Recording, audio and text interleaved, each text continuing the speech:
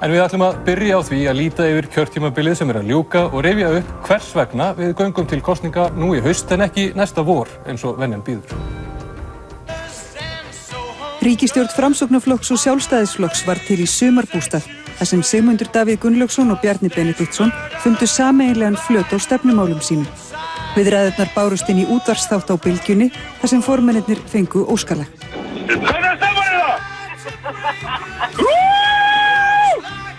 Og við fáum lagið hérna Wild Boys.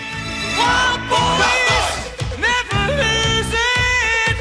Wild Boys, never chose this way. Wild Boys, never close your eyes. Wild Boys, always shine. Formenn Framsóknarflokks og Sjálfstæðisflokks kynntu stefnuyfirlýsingu sína í Héraðsskólanum á Laugarvatni í morgun. Í yfirlýsingunni eru talin upp allmörg áhersluatriði nýrrar stjórnar, til að mynda að taka á skuldavanda íslenskra heimila vegna höfuðstólshækkunar verðtryggðra lána. Með þessu er formlega hafin vinna við það sem að stefnir í að verði mestu úrbætur í þágu skuldsettra heimila nokkuð staðar í heiminum eftir að efnahagskrísan hófst árið 2007. Umsóknir 91.000 manna voru samþykktar, meðallækkunin nemur tæpri 1,4 milljónum króna. Í heild fara 80 milljarðar í beina lækkun á höfuðstól og 70 milljarðar í skattaafslátt af séreignarsparnaði. Já, það er náttúrulega pólitískt mat, hvað til dæmis hvort að skuldaleiðréttingin sé jákvæð eða neikvæð. En hún kom allavega að einhverju leyti á móts við þá kjósendur sem höfðu sérstaklega kosið Framsóknarflokkinn út á þau lofur síðast. En þegar hún var framkvæmd þá sá maður engin merki þess í skoðanakönnunum að flokkurinn væri að njóta þess. Og það er erfitt að segja af hverju. En almennt talað held ég að það sem að ætti helst að styrkja ríkisstjórnina er mjög batnandi efnahagsástand. Það er auðvitað fjármagnshöftin. Það hefur tekið talsverðan tíma að leysa þetta mál. Þetta er auðvitað erfitt viðfangsefni og flókið og þannig að stór hluti af kjörtímabilinu fóru auðvitað í að finna farsæla niðurstöðu og koma með áætlun haftalósunina.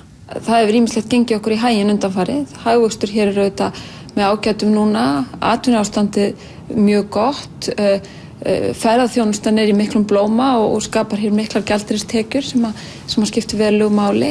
Við erum að sjá jafnvægi í ríkisrekstri, við erum að skila afgangi. Niðurgreiðsla skulda er hafin. Það var ráðist í mikilvægar breytingar á skattkerfinu. Almenn vörugjöld voru felld úr gildi sem og tollar á fatnað og skóm. Tekjuskattur einstaklinga lækkaður og jafnframt var ráðist í breytingar á virðisaukaskattskerfinu. Og við aðstæður eins og núna, það felast auðvitað í þeim verulegar áskoranir við það að tryggja að hagkerfið ofitni ekki og að við skiptum þessari velsæld með réttlætum hætti. Þar teljum við kannski að hefði þurft að gera betur að mörgu leyti. Ég tel að heilbrigðismálin verði mikilvægasti það mál sem verður kosið Það er áskorun framundan. Við erum að eldast sem þjóð og það er ljóst að það mun samfara öldrun þjóða munu útgjöld aukast til heilbrigðismála. Ég held að það sé mjög mikilvægt í þessum kosningum að við ræðum það hvernig við ætlum að nýta ríkisfjármálin til þess að treysta samhliða þessa tvo þætti, hinn efnahagslega og hinn félagslega stöðuleika. Þá þarf við að forgangsraða með þeim hætti.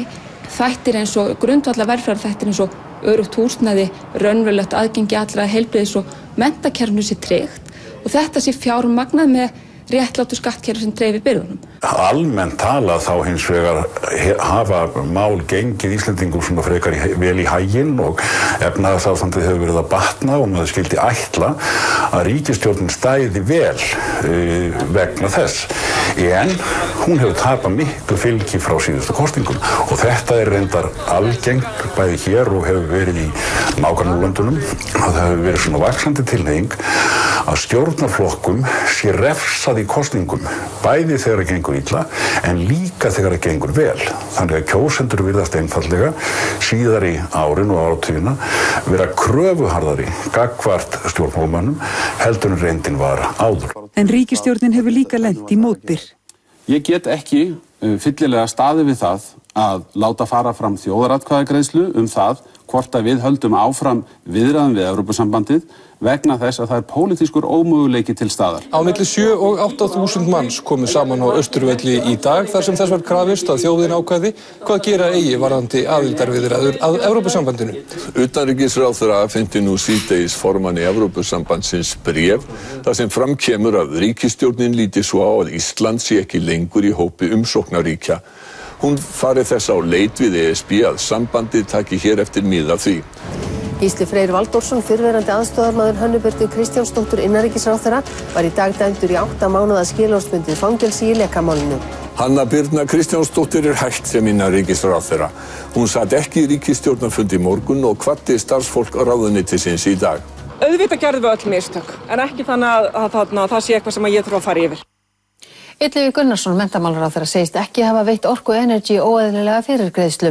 Hann segir að þótt hann hafi greitt stjórnarformanni fyrirtækisins húsaleigu sé hann ekki fjárhagslega háður honum. Fékkstu 3 milljóna króna lán frá stjórnarformanni? Eins og ég segi, ég mun, og þetta verður, öll þessar spurningar sem hafa komið fram af hálfu Stundarinnar hafa verið og verða ræddar af minni hálfu þarna. Það sem hefur verið svo ofsalega sláandi í þessum málum sem kom upp á síðasta kjörtímabili, við erum náttúrulega að tala sérstaklega það og ég ekkert að segja þess talsmenn þeirra flokka eða ráðherra þeirra flokka sé eitthvað verri heldur en annarra flokka, það ekki það sem við erum að ræða. Sem sé að það einhvers konar lagahyggja starf stjórnmálamannsins og skyldu stjórnmálamannsins ef ekki hægt að hanga mig á einhverjum lagareglum þá allt í lagi með framkomu mína og þar með leggur sá sem gegnir almannahagsmuna sig að jöfnu við sakamannin eða eins og hann sé stöðu sakamannsins sem er bara sýkn sekt sönnuð en hugsar þetta ekki út frá þeirri stöðu að hann sé að gæta sem sé ríkra almannahagsmuna þar sem að ákveðnar skyldur og ábyrgð fylgja. Og það þetta eiginlega þessi skilningur á inntaki, hinum siðferðilega inntaki stjórnmálastansins sem mér finnst sárlega vanta og þarf virkilega að huga að. Forsætisráðherra gekk út úr viðtali þar sem hann var óvænt spurður út í tengsl sín við aflandsfélagið Wintris. Hann seldi tilvonandi eiginkonu sinni sinn hlut í félaginu degi áður en ný skattalög tóku gildi á Íslandi. Ráðherrum bar að skrá aflandsfélög sem þeir tengdust í hagsmunaskráningu þingmanna að mati skrifstofu Alþingis. Lögreglan á höfuðborgarsvæðinu segist aldrei hafa séð annan eins mannfjölda samankominn til mótmæla og safnaðist saman á Austurvelli síðdegis. Ekki einu sinni í mótmælunum í hruninu. Bara burt með Sigmund núna. Hvað vilt það gerist nákvæmlega? Hvað vil ég gera? Segja af sér, bara öll ríkisstjórnin. Hefur íhugað að segja af þér? Ég hef ekki gert það, nei. Fordæmalaus staða komin upp í íslenskri stjórnmálasögu.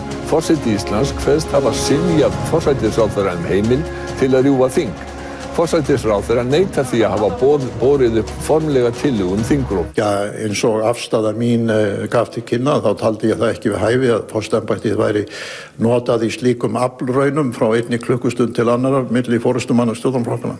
Nei, mér finnst bara algjör skelfing að ef okkur tekst ekki að reka alla ríkisstjórnina í heild burtu. Viltu þá fá að kjósa? Já, sem fyrst, já. Uppnám ríkir í íslenskum stjórnmálum eftir atburði dagsins. Sigmundur Davíð Gunnlaugsson hættir sem forsætisráðherra svo ríkisstjórnin geti haldið áfram. Við ætlum að stíga viðbótarskref til þess að mæta kröfum að virkja lýðræðið í landinu til þess að koma til móts við þá stöðu sem hefur myndast og hyggjumst stefna því að halda kosningar í haust.